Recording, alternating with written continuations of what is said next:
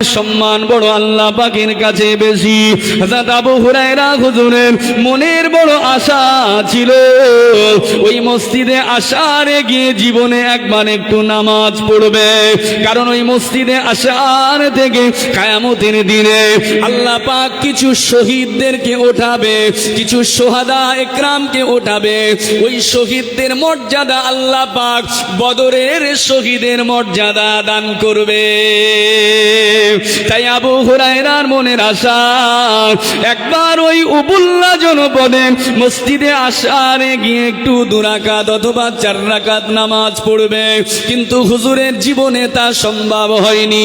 তাই আবু হুরায়রা ওই কুফার মানুষদেরকে ডেকে বললেন, হে কুফার হুজ্জাজে কিরামরা, বলেন তো দেখি, মাইয়াদমাল্লি মিনকুম আই ইউসাল্লি ফি মসজিদিল আশআরি রাকাতাইন আও আরবা। ও কুফার হুজ্জাজে কিরামরা, তোমাদের কেমন আছো? আমি আবু হুরায়রা আমার পক্ষ থেকে এই দায়িত্বটা নেবে, বাড়িতে গিয়ে ওই কুফার উবুল্লা জনপদের মসজিদে আশআরে গিয়ে আমি আবু হুরায়রা আমার পক্ষ থেকে 2 অথবা 4 রাকাত নামাজ আদা করে দেবে। ওয়াইকালু হাদিহি লি আবি হুরায়রা, আর ওই নামাজের নিয়াতে অথবা নামাজের শেষে এই কথা বলবে, আল্লাহ পাক আমি যে নামাজটা পড়লাম, আমি যে ইবাদতটা করলাম, এই নামাজের সওয়াবটা আল্লাহ রাসূলের সাহাবী হযরতে আবু হুরায়রার জন্যে। আর একটু জোরে বলেন। আবু হুরায়রা তখন জীবিত, তো জীবিত সাহাবী আবু হুরায়রা, তিনি বলছে তোমরা গিয়ে 2 রাকাত অথবা 4 রাকাত নামাজ পড়বে, আমার পক্ষ থেকে নামাজের নিয়াতে অথবা নামাজের শেষে বলবে, আল্লাহ এই যে নামাজটা পড়লাম এই নামাজের সওয়াব আল্লাহ রসুলের সাহাবী হযরত আবু হুরায়রার জন্য। জোরে বলুন সুবহানাল্লাহ। আচ্ছা, এই হাদিস তো প্রমাণ দেয় যে কেউ নেক কাজ করলে যদি ওই সওয়াব কারো জন্য পাঠানো হয় সঙ্গে সঙ্গে সে পেয়ে যায়। যদি এটা হারাম হতো, যদি এটা বিদআত হতো, তাহলে রাসূলুল্লাহর সাহাবী আবু হুরায়রা কি কথা বলতেন?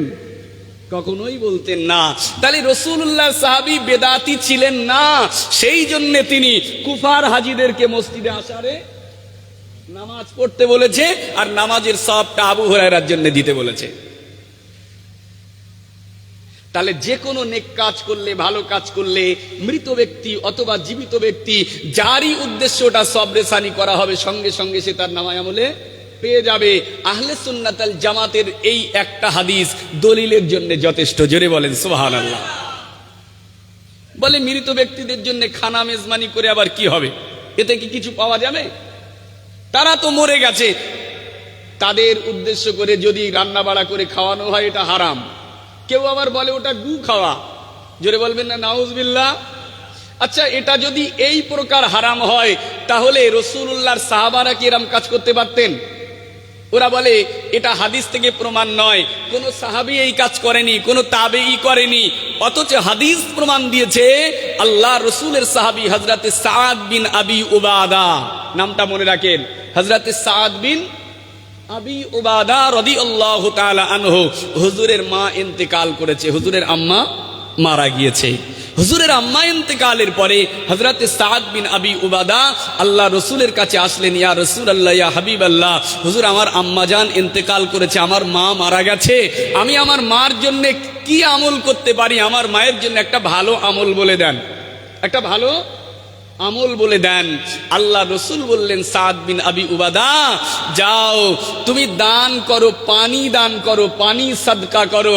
হযরতে সাদ বিন আবি উবাদা সঙ্গে সঙ্গে মদিনা শরীফে একটি কূপ খনন করে সেটা মানুষদের জন্য খাওয়ার জন্য দান করে দিলেন। জোরে বলুন সুবহানাল্লাহ।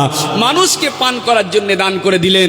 অতএব সাদ বিন আবি উবাদা তার মায়ের রূহের মাগফিরাতের জন্য কূপ খুঁড়লেন, পানির কূপ খুঁড়ে সেটাকে জনগণের খাওয়ার জন্য দান করেছে। আচ্ছা, কি হলো? বক্স বন্ধ হলো কেন? তাহলে হাদিস প্রমাণ দিয়েছে রাসূলুল্লাহর সাহাবীরাও তারা তাদের মা বাপ ইন্তেকালের পরে তাদের রূহের মাগফিরাতের জন্য ভালো কাজ করেছে। মক্কার জমিনে, মদিনার জমিনে সবচেয়ে বেশি অভাব ছিল তখন পানির অভাব ছিল। আজকে ততটা পানির অভাব নাই। তাহলে পানির প্রয়োজন সবচেয়ে বেশি ছিল বলে রাসূলুল্লাহ সবচেয়ে গুরুত্বপূর্ণ কাজটাই সাদ বিন আবি উবাদাকে বললেন যে আপনি আপনার মায়ের সবরেসানির জন্য পানি পান করান। তাহলে পানি খাওয়ানোর কথা রসুল বলেছিলেন সেদিনে। আজকে আমাদের পানির অভাব নাই, সেই জন্য আমরা পানি খাওয়াই নাই, মানুষদেরকে খাদ্য খাওয়াই, মানুষদেরকে খানা খাওয়াই।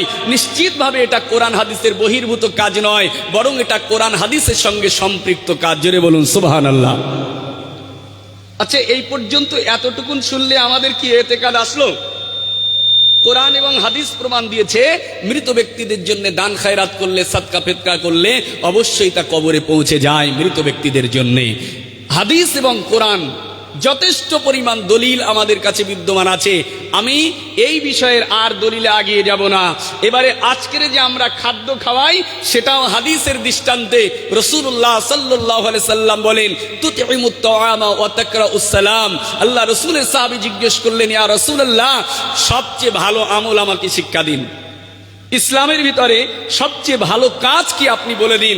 আল্লাহ রসুল বললেন, সাহাবী তুতিমুত তাআমা ওয়া তাকরাউস সালাম, সাহাবী তুমি মানুষদেরকে খাদ্য দান করো আর মানুষদের একে অপরের মধ্যে সালাম বিনিময় করো। জোরে বলেন সুবহানাল্লাহ।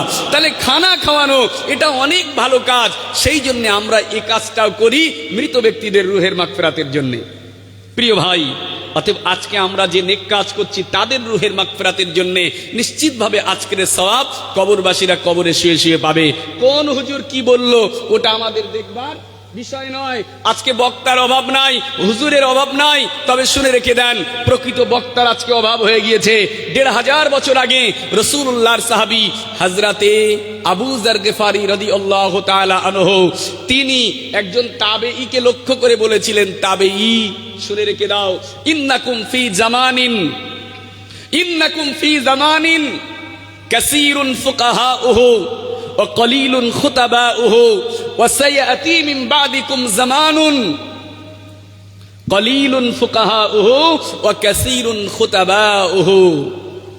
রাসূলুল্লাহর সাহাবীর ১৫০০ বছর আগের ভবিষ্যৎবাণী তিনি তাবেঈকে ডেকে বলেছিলেন, তাবেঈ, ও তাবেঈ শোনো শোনো, আজকে তোমরা যে জামানাতে আছো, আজকে আমরা যে সময় আছি, এই সময়টা এমন একটা সময়, এই জামানাতে আলেমের সংখ্যা, ফকিহের সংখ্যা অনেক বেশি। কোন জামানা ওটা? আমার কথা অসুবিধা হচ্ছে নাকি আপনাদের? শুনবেন তো একটু কোরআন হাদিসের কথা।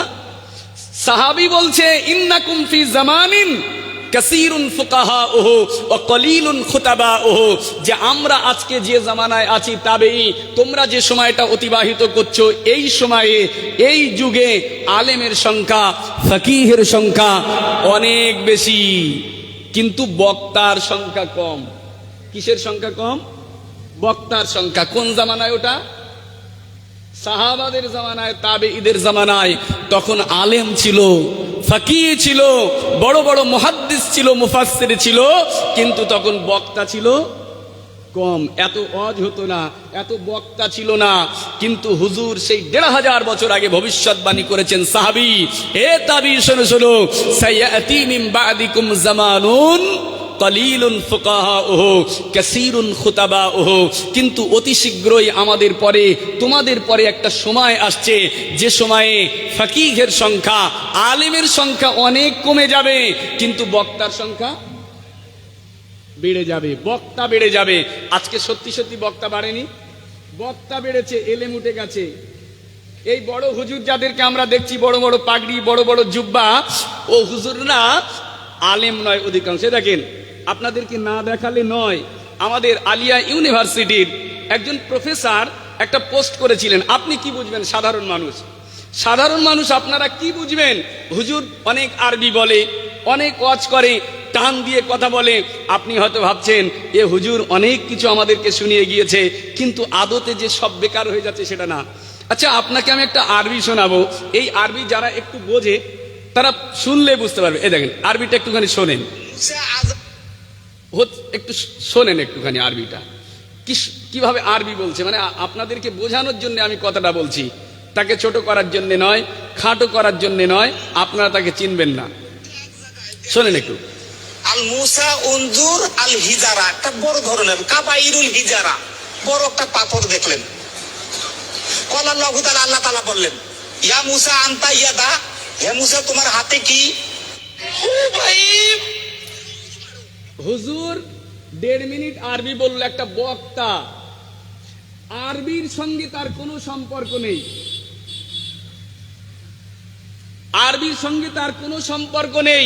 কি আরবি বলছে সেটা পৃথিবীর কোন আরবির সঙ্গে তার সম্পর্ক নেই। আমি আপনাদেরকে পুরোটা শোনালাম না, শুধু বোঝানোর জন্য বলছি। বক্তা বক্তব্য দিচ্ছে, আরবি বলছে কনফিডেন্সের সঙ্গে, অথচ সেটা মোটেও আরবি ভাষা নয়, আরবি ভাষা নয় সেটা।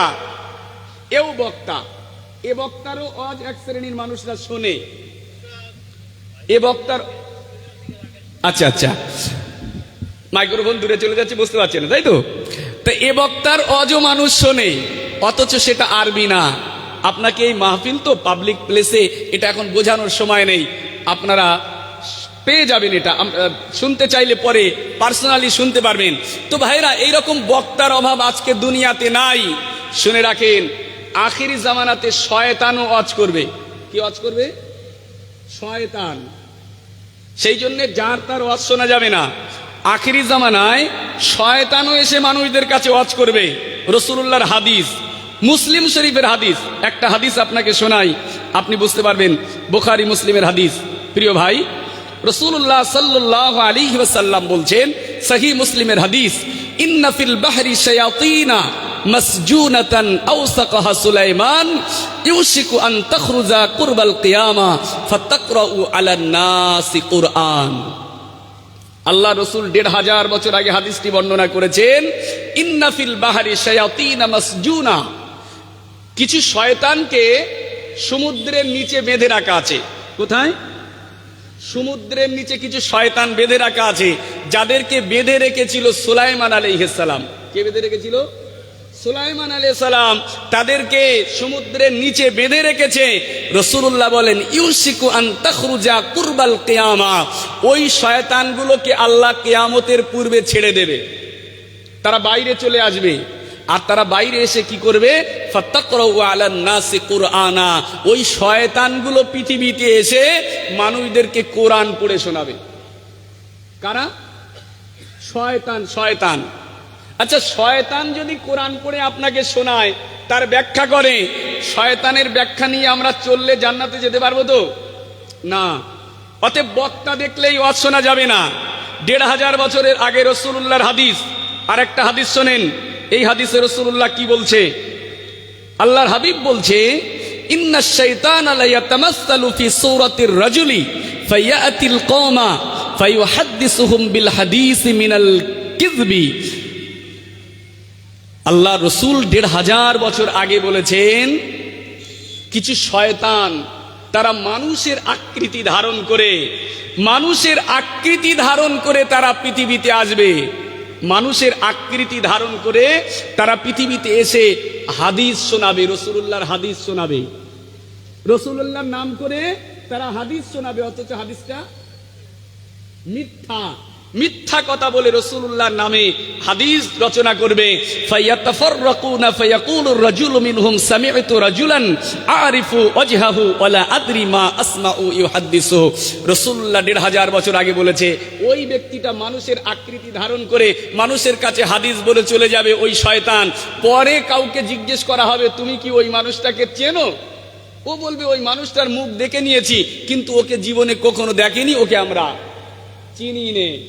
অতএব ওয়াজ শোনার ক্ষেত্রে চেনা বক্তার ওয়াজ শোনাও, এটাও হাদিস থেকে প্রমাণিত। অতএব বক্তার ওয়াজ শুনতে গেলে তাকে চিনতে হবে, তাকে চিনে নিতে হবে আসলে ব্যক্তিটা শয়তান না মানুষ, এটাও আপনাকে জানতে হবে। যেন শয়তান এসে আপনার কাছে না ওয়াজ করে যায়, শয়তান যেন আপনার কাছে না হাদিস বলে যায়, কোরআন বলে যায়, এদিকে আপনার সতর্ক থাকতে হবে। আল্লাহ যেন আমাদেরকে তৌফিক দেন, আহলে সুন্নাত ওয়াল জামাতের রশিটাকে যেন ধরে আমাদেরকে সঠিক পথে থাকার তৌফিক দান করেন। সকলে বলি আল্লাহুম্মা আমিন। একবার মুহাব্বতে দরুদ শরীফ আল্লাহুম্মা।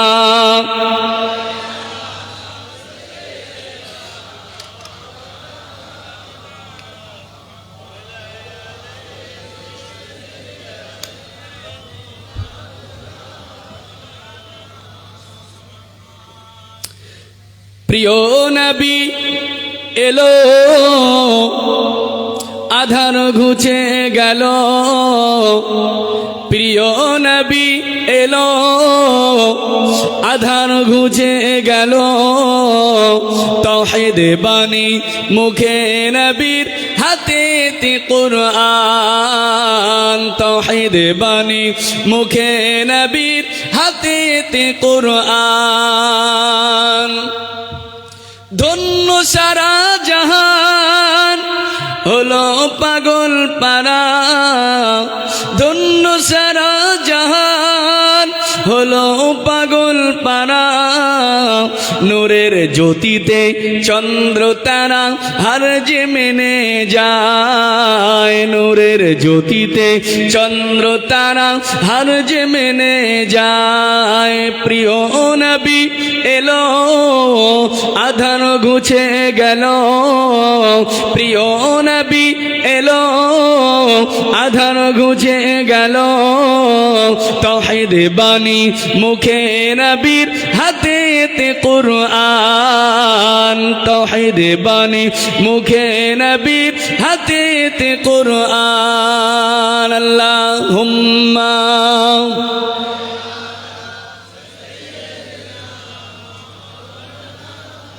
ওয়া আলা আলিহি।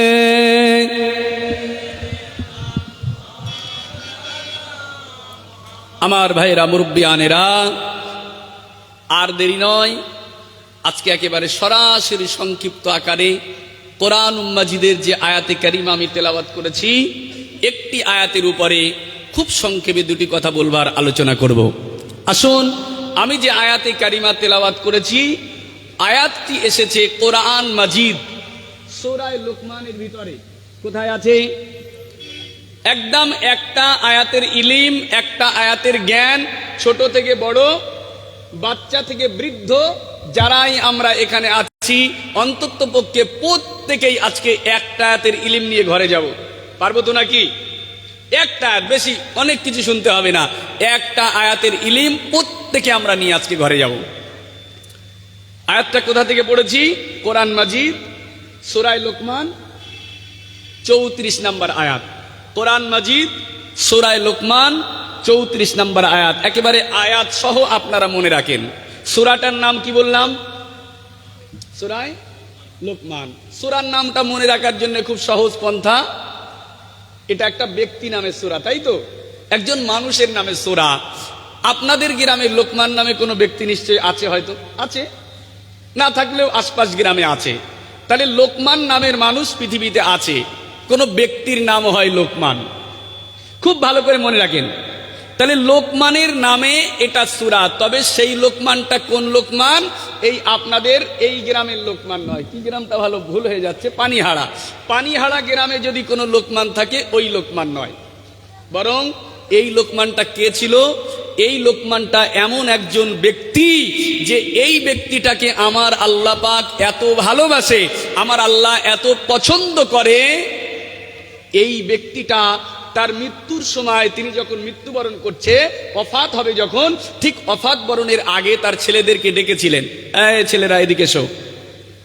আমাদেরও চাচারা, বাপরা, দাদারা যখন মারা যায়, সন্তানদেরকে ডেকে অনেক ওসিয়াত করে, অনেক হুকুম করে, ওখানে এই জমি আছে, ওখানে এতটা টাকা আছে, তোরা একটু ওগুলো দেখে নিস। কিন্তু হযরত লোকমান আলাইহিস সালাম তিনি তার সন্তানদেরকে ডেকে জমি জায়গার কথা বলেনি, টাকা পয়সার কথা বলেনি, তিনি তার সন্তানদেরকে ডেকে কিছু ভালো কথা বলেছিলেন, কিছু ওয়াজ করেছিলেন, কিছু নসিহত করেছিলেন। আমার আল্লাহ পাক লোকমান আলাইহিস সালামের ওই ওসিয়াতগুলোকে এত ভালোবেসেছিল, এত পছন্দ করেছিল। লোকমান আলাইহিস সালামের ওসিয়াত করা বাণীগুলো আল্লাহ উম্মতে মুহাম্মাদের জন্য কোরআন মাজিদে কোরআন হিসাবে নাজিল করেছে। তাহলে এটা কোন লোকমান বুঝতে পেরেছেন? আর মুফাসসিরিনে কিরাম বলেন এই লোকমান ছিলেন, অধিকাংশ মুফাসসিরের অভিমত হচ্ছে তিনি ছিলেন আল্লাহ পাকের একজন ওলি বান্দা। কে ছিলেন? ওলি। আল্লাহ তাকে বিরাট হিকমত দিয়েছিলেন, পাণ্ডিত্য দিয়েছিলেন, ইলম দিয়েছিলেন, জ্ঞান দিয়েছিলেন। আর কিছু কিছু মুফাসসিরের অভিমত তিনি নবী ছিলেন। তবে আশফাক গ্রহণযোগ্য কওল, রাজে কওল হচ্ছে তিনি কি ছিলেন? ওলি ছিলেন, আল্লাহ তাকে পাণ্ডিত্য দিয়েছিল, বিরাট জ্ঞান দিয়েছিল। এই লোকমান আলাইহিস সালামের নামে সূরা। তাহলে সূরাটা মনে রাখার জন্য সহজ পন্থা, ব্যক্তির নাম লোকমান, কিন্তু এই লোকমান সাধারণ কোনো ব্যক্তি নয়, এটা মাথায় রাখবেন। দ্বিতীয় সূরাটা হচ্ছে সূরা লোকমান, আয়াত নাম্বার কত? 34। ভালো করে মাথায় ঢুকিয়ে দেন, একটা আয়াতের জ্ঞান সবাই নিয়ে যাব। এই 34 নম্বর আয়াতে আল্লাহ তাবারক ওয়া তাআলা একটা আয়াতে 5টা বিষয় আলোচনা করেছেন। কয়টা আয়াত? একটা বিষয় 5টা। এই 5টা বিষয় এমন বিষয়, আমার আল্লাহ পাক ওই আয়াতের শেষ অংশে বলেছেন যে ওই 5টি বিষয়ের ইলম, 5টি বিষয়ের জ্ঞান আমি আল্লাহ কাউকে দেয়নি, পৃথিবীর কোনো মানুষকে দেয়নি, কোনো ফারিস্তাকে দেয়নি, কোনো জিনকে দেননি, কোনো নবীকে দেননি, কোনো অলিকে দেননি। আল্লাহ সবার থেকে যে 5টি বিষয়ের ইলমকে গোপন করেছেন, আল্লাহ বলেন ওই 5টা বিষয় জানি একমাত্র আমি আল্লাহ পাক। জোরে বলুন সুবহানাল্লাহ। কোন সে 5টা বিষয়, কোন সে 5টা জিনিস? শোনেন, আয়াতের মানেটা শোনেন, 5টা বিষয়কে মনে রাখার চেষ্টা করেন। কোরআন মাজিদ সূরা লোকমান 34 নম্বর আয়াত। আলোচনা আমি সব করতে পারবো না, একটুখানি ওই আয়াত থেকে কিছুটা আলোচনা করব। কোরআন মাজিদ সূরা লোকমান 34 নম্বর আয়াতে আল্লাহ পাক বান্দাকে ডাক দেন, ও বান্দারা, 5টা এমন বিষয় আছে, ওই 5টা বিষয়ের ইলম আমি আল্লাহ কাউকে দেননি, কোন নবীকে জানতে দেন নাই, কোন ফেরেশতাকে জানতে দেন নাই, কোন ওলিকে জানতে দেন নাই, কোন জিনকে জানতে দেন নাই। ও বান্দারা, ওই 5টা বিষয়ের জ্ঞান একমাত্র আমি আল্লাহ আমার মধ্যে সীমাবদ্ধ রেখেছি। আমি আল্লাহ ওই 5টা বিষয় একমাত্র আমি জানি। কোন সে 5টি বিষয়? 1 নম্বরে আল্লাহ পাক জানান, ইন্নাল্লাহা ইনদাহু ইলমুস সাআ। আল্লাহ পাক বলে, বান্দা, কিয়ামত একদিন হবে, নিশ্চয়ই কিয়ামত একদিন হবে বান্দা। তবে ওই কিয়ামত কবে হবে, কিয়ামত কখন সংগঠিত হবে বান্দা, ওটা পৃথিবীর কেউ জানে না। কোন নবীকে আমি জানাই নাই, কোন ফেরেশতাকে জানাই নাই, কোন ওলিকে জানাই নাই, কোন জিনকেও জানাই নাই বান্দা। ওটা একমাত্র আমার ভিতরে সীমাবদ্ধ রেখেছি। কিয়ামত কবে হবে ওটা জানি একমাত্র আমি আল্লাহ পাক। 2 নম্বরে আল্লাহ জানান, ওয়ায়ুনাজ্জিলুল গায়স।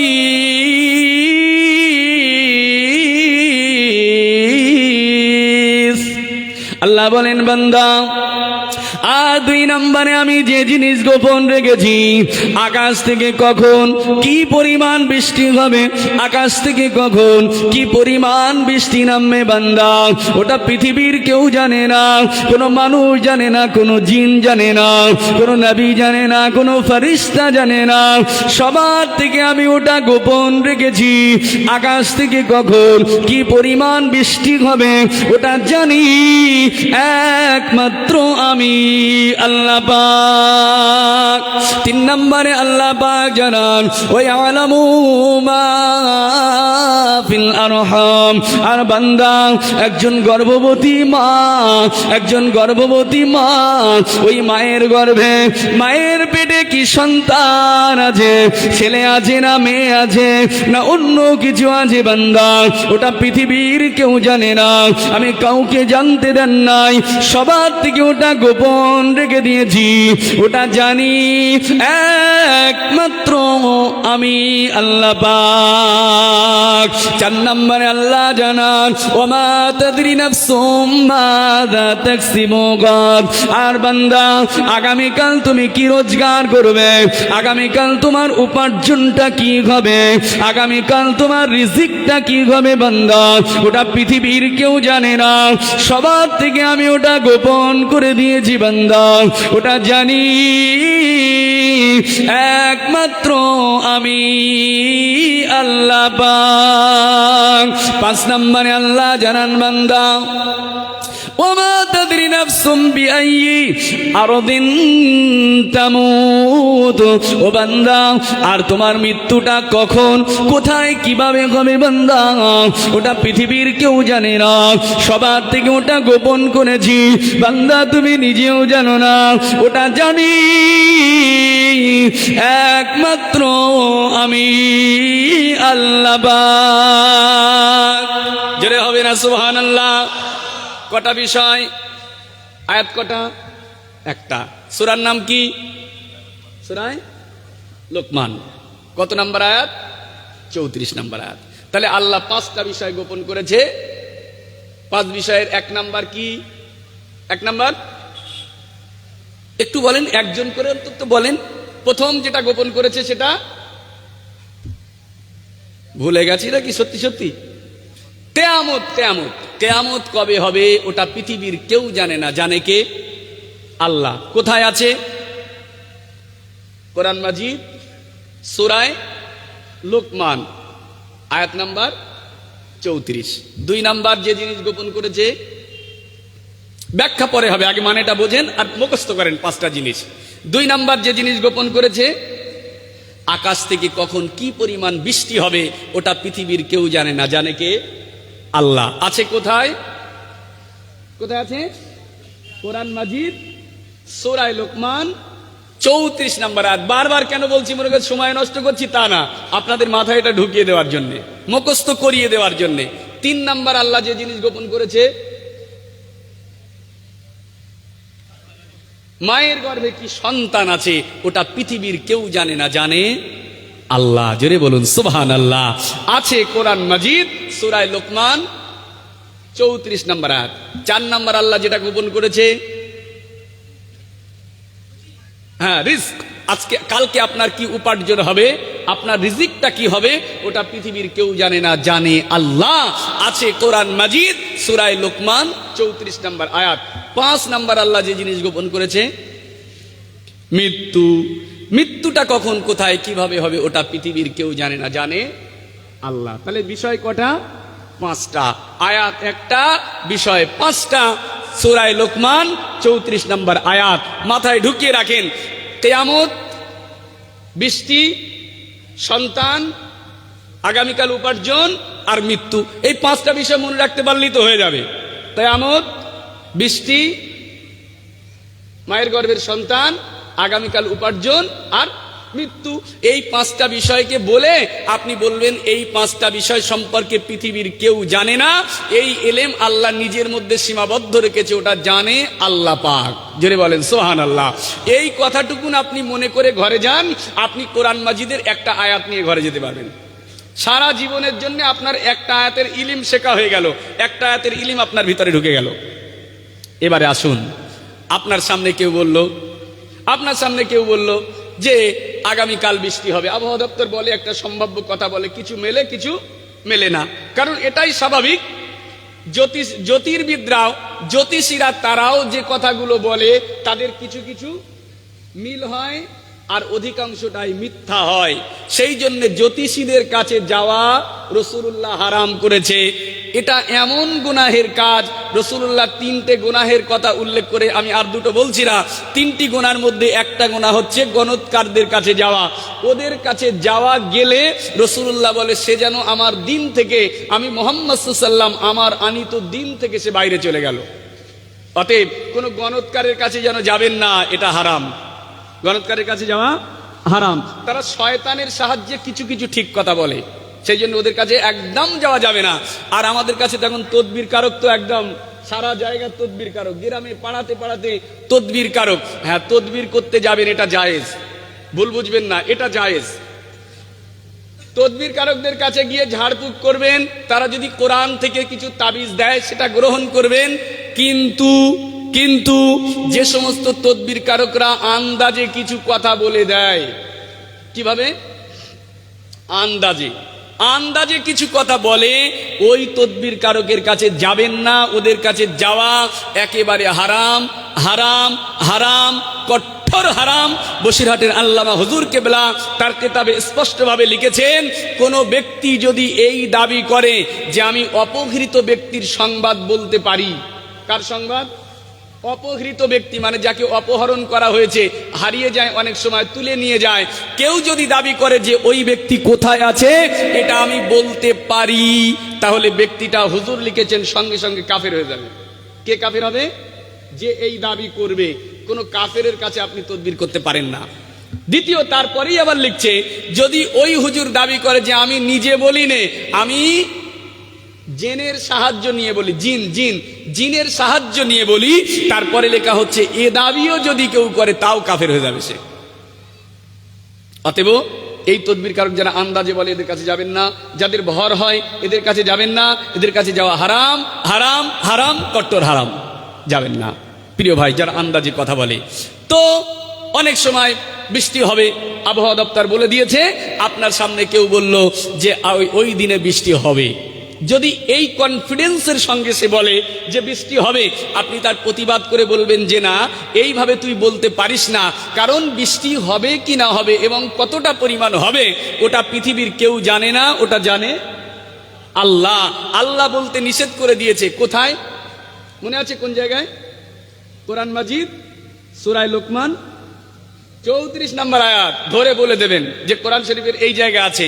আবার পরপর কারো দুটো কি তিনটে কি চারটে ছেলে হয়েছে, তার মেয়ের বড় আশা, আবার বিবি গর্ভবতী, কেউ বলল এবারে ওর ছেলে হবে, বলে অনেক সময় আমি বলে দিচ্ছি ওর ছেলে হবে। আপনি তাকে বলবেন যে না, এই কথা তুই বলতে পারিস না, কারণ ওই মহিলার গর্ভে কি সন্তান আছে ওটা পৃথিবীর কেউ জানে না, জানে কে? আল্লাহ। আল্লাহ বলতে নিষেধ করে দিয়েছে, আছে কোরআন মাজিদ সূরা লোকমানের 34 নম্বর আয়াত। সেই জন্য এটা মনে রাখুন, 5টা বিষয় যেন আপনার কাছে না, সামনে কেউ না গোমড়া হয়ে যায়। প্রিয় ভাইরা, এবারে মূল লক্ষ্যে চলে আসুন। এই 5টা বিষয় আধা ঘন্টা করে যদি আলোচনা করা হয় সময় যাবে 2.5 ঘন্টা। আমার টাইম তো আছে বোধহয় মোটে আধ ঘন্টা, তাই তো? কি আর একটু বেশি হয়তো হবে। তো এই আধা ঘন্টা সময় 5টা বিষয় আলোচনা করা কোনোভাবে সম্ভব না, কারণ আমি শুধু এই 5 বিষয়ের একটা বিষয় কেয়ামত পর্বটাকে নিয়ে আলোচনা করতে করতে আমার কয়েক ঘন্টার আলোচনা হয়ে গিয়েছে, 5-6 ঘন্টার আলোচনা হয়ে গেছে ইতিপূর্বে। অতএব একটা বিষয়ের আলোচনা 5-6-7 ঘন্টার প্রয়োজন আছে, অতটা আলোচনা আমার সময় নাই। আর 5টা বিষয় তো অনেক বড়, সেই জন্যে এই 5টা বিষয় আমি আলোচনা করতে পারবো না। এর ভিতর থেকে কোনোভাবে আপনাদেরকে কেটে কিছু দিতে পারে কিনা, সেই জন্য আসুন এই বিষয়টাকে প্রথমে 2 ভাগ করে নেন। বিষয় কটা? 5টা বিষয়কে 2 ভাগ করেন। প্রথমে আল্লাহ বললেন কিসের কথা? কিয়ামতের কথা। 5 নম্বরে আল্লাহ বলেছে মৃত্যুর কথা। এবার মিডিলে যে 3টি আছে 2, 3, 4, 2 নম্বরে আল্লাহ বললেন বৃষ্টি, 3 নম্বরে মায়ের গর্ভের সন্তান, আর 4 নম্বর রিজিক। তাহলে ভালো করে চিন্তা করুন, এই যে মিডিলে যে 3টে জিনিস, বৃষ্টি, সন্তান আর উপার্জন, এই 3টি বিষয়ের সম্পর্ক দুনিয়ার সাথে না আখিরাতের সাথে? 3টি বিষয়ের সম্পর্ক দুনিয়ার সাথে না, কারণ দুনিয়াতেই আপনার প্রয়োজন বৃষ্টির, চাষবাস করার জন্যে, দুনিয়াতেই আপনার প্রয়োজন সন্তানাদি, যাদের সন্তান হচ্ছে না তারাই বুঝতে পারছে। আর আগামীকাল যে উপার্জন, এই উপার্জনের প্রয়োজনও দুনিয়াতে, এগুলোর আখিরাতে কোনো দরকার নাই। আখিরাতে আপনার বৃষ্টির দরকার হবে না, সন্তানের প্রয়োজন হবে না, আপনার রোজগারেরও প্রয়োজন হবে না। তাহলে এই 3টি বিষয়ের সম্পর্ক দুনিয়ার সাথে। এবারে 1 আর 5, প্রথম নম্বরে আল্লাহ বললেন কিয়ামত, আর 5 নম্বরে বললেন মৃত্যু। এই দুটো বিষয়ের সম্পর্ক কিসের সাথে? আখিরাতের সাথে। আখিরাতের সাথে। এই দুটোর সম্পর্ক আখিরাতের সাথে, কারণ একটা ব্যক্তির মৃত্যু হয়ে গেল, মৃত্যুর পরে কবর হচ্ছে তার প্রথম মঞ্জিল। আখিরাতের প্রথম মঞ্জিল হচ্ছে কবর। অতএব কবরে যখন চলে গেল, মৃত্যু হওয়ার সাথে সাথে ব্যক্তিটা আখিরাতে চলে গেল, শুরু হয়ে গেল তার আখিরাতের পর্ব। এরপর থেকে কিয়ামত, অনন্তকাল যা আছে পুরোটাই হচ্ছে আখিরাতের সঙ্গে সম্পর্কিত। তাহলে আজকে আমরা এই সংক্ষিপ্ত আলোচনাটা করব দুনিয়া নিয়ে না আখিরাত নিয়ে? মোমেনের জন্য ভালো আলোচনা দুনিয়া না আখিরাত? হ্যাঁ, তবে দুনিয়া ছেড়ে নয়। কেউ যদি বলে একদম দুনিয়া সব বাতিল, তাহলে ভুল হবে। কারণ আমরা দোয়া চাই, রব্বানা আতিনা ফিদ দুনিয়া হাসানা ওয়া ফিল আখিরাতি হাসানা, চাই না? আল্লাহ এখানে আমরা দোয়া চাইছি, রব্বানা আতিনা ফিদ দুনিয়া হাসানা। আল্লাহ আপনি আমাদেরকে দুনিয়ার হাসানা দান করেন, দুনিয়ার সৌন্দর্য দেন। এখন এই দুনিয়ার সৌন্দর্য বলতে ইমাম জালালউদ্দিন সিউতি লিখেছেন দুটো জিনিস। দুনিয়ার সৌন্দর্য হচ্ছে একটা সুন্দর বাড়ি আর একটা সুন্দর নারী। জোরে বলেন সুবহানাল্লাহ।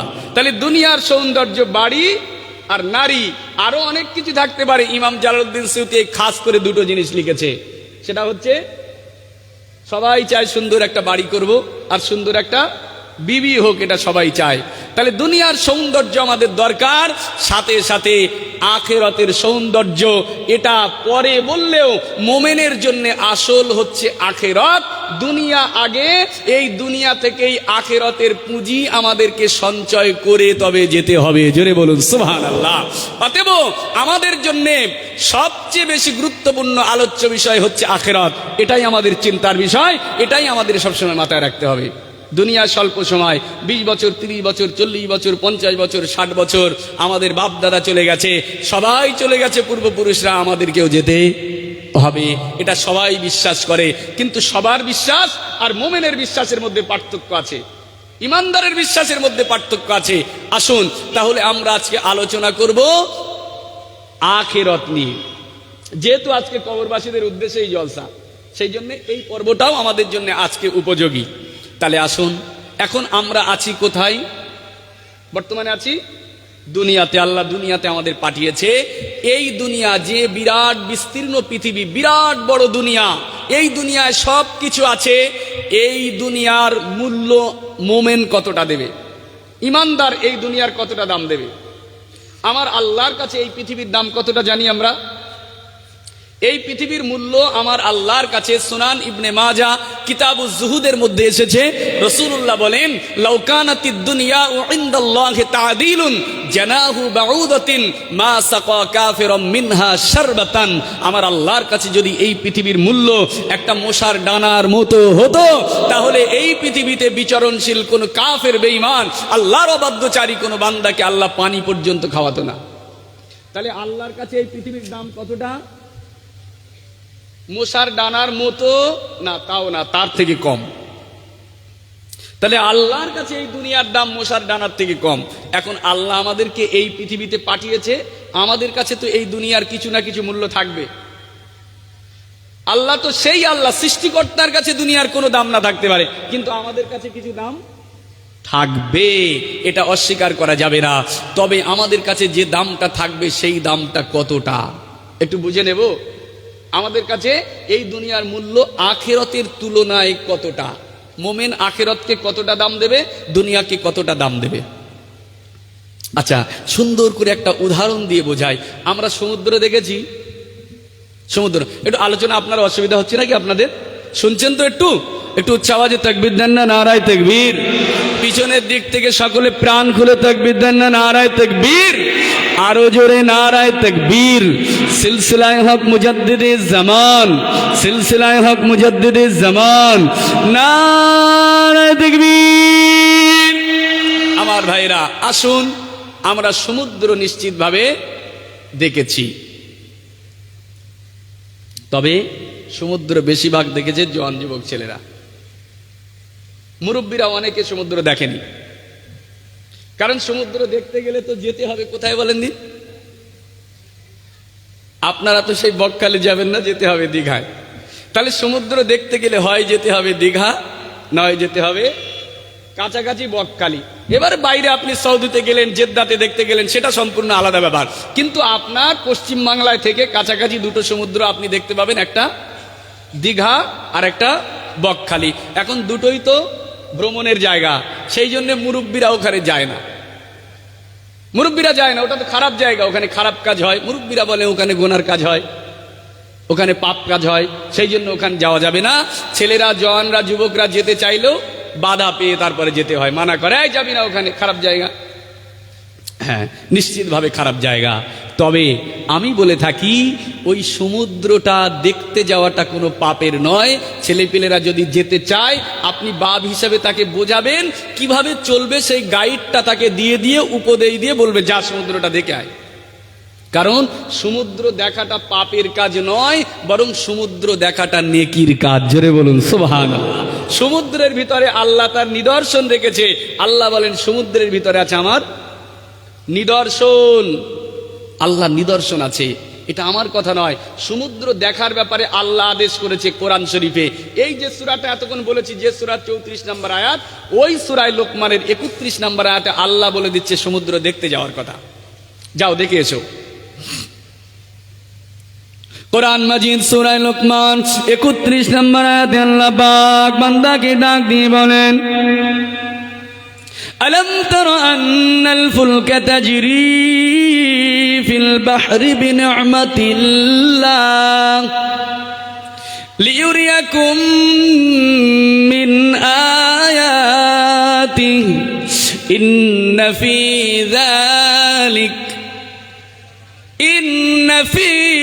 ذلك لآيات لكل صبار شكور। আল্লাহ পাক জানান বান্দা, আলম তারা আন্নাল ফুলকা তাজরি ফিল বাহরি বিনি'মাতিল্লাহ। ও বান্দা, তুমি কি দেখো না? সমুদ্র দিকে তাকিয়ে কি তুমি দেখো না? মহাসমুদ্রের মাঝে একবার তাকিয়ে দেখো, বিরাট মহাসমুদ্রের উত্তাল তরঙ্গমালার মাঝে বড় বড় জাহাজগুলো, বড় বড় নৌকাগুলো তারা চলে। তারা এমনি এমনি চলতে পারে না। সমুদ্রের মাঝে বড় বড় নৌকাগুলো আর জাহাজগুলো তারা চলে একমাত্র আমি আল্লাহ আমার অনুগ্রহে। কেন চলে? তারা চলতে পারে না, আল্লাহ বলে আমি চালাই। তবে কেন চালাই? আল্লাহ পাক বলেন লিউরিয়াকুম মিন আয়াতিহি। ও বান্দা, এই জন্য আমি মহাসমুদ্রের মাঝে বড় বড় নৌকাগুলো জাহাজগুলোকে চালাই, যাতে করে সমুদ্রের ভিতরে আমার যে নিদর্শনাবলী আছে ওই নিদর্শনগুলো যাতে তোমাদেরকে আমি দেখাতে পারি। আর একটু জোরে বলুন। তাহলে সমুদ্রে আল্লাহর নিদর্শন আছে, প্রমাণ কোরআন। এবার ওই নিদর্শনটা জওয়ান যুবক ছেলেরা যা পাবে তার থেকে মুরব্বীরা বেশি পাবে। সেই জন্য ওরা যে কবার যাবে আমার মনে হয় মুরব্বীদের বেশি যাওয়া দরকার। কারণ সমুদ্রের দিকে যদি আপনি সত্যিকারের হৃদয় দিয়ে তাকিয়ে দেখেন, সমুদ্র দেখলে আল্লাহর কথা আপনার মনে হবে, আল্লাহর নিদর্শন আপনার সামনে চলে আসবে। তাই আল্লাহ পাক বলেন, ইন্না ফি যালিকা লাআয়াতিন লিকুল্লি সাব্বারিন শাকুর। ওই নিদর্শন পাবে তারা যারা আমি আল্লাহ আমার শুকরগুজারি আর ধৈর্য ধারণকারী। অতএব বেশি বেশি শুকরিয়া করে মুরব্বীরা। মুরব্বীরা যদি সমুদ্র দেখে আল্লাহর নিদর্শন খুঁজে পাবে বেশি বেশি। জোরে বলুন সুবহানাল্লাহ। আসুন, এই যে বিরাট মহাসমুদ্রের উত্তাল তরঙ্গ যারা দেখেছে তারা জানে। দীঘার সমুদ্র আমরা দেখেছি, আটলান্টিক মহাসাগরের সমুদ্র, আটলান্টিক মহাসাগরটা একবার দেখুন। আপনি ইন্টারনেট এখন ইউটিউবে সার্চ করুন আটলান্টিক মহাসাগরটা, তার যে উত্তাল তরঙ্গ, তার যে বিরাট ঢেউ, একটা ঢেউয়ে বড় বড় জাহাজ 10-20 ফুট উপরে ওঠে আবার নিচে এলাবে। এই মহাসমুদ্র যারা দেখেছে তারা জানে। আচ্ছা বলেন, ওই বিরাট মহাসমুদ্রে, ওই বিরাট মহাসমুদ্রের ভিতরে যদি আমরা কেউ আমাদের আঙুলটাকে বুড়িয়ে দেই, আঙুল বুড়িয়ে দিয়ে আঙুলটা বার করব, এবারে বলেন মহাসমুদ্রের মাঝে আঙুল বুড়িয়ে দিয়ে আঙুলটা বার করলে আমাদের আঙুলের মাথায় কয় ফোঁটা পানি আসতে পারে? ক ফোঁটা? 1 ফোঁটা।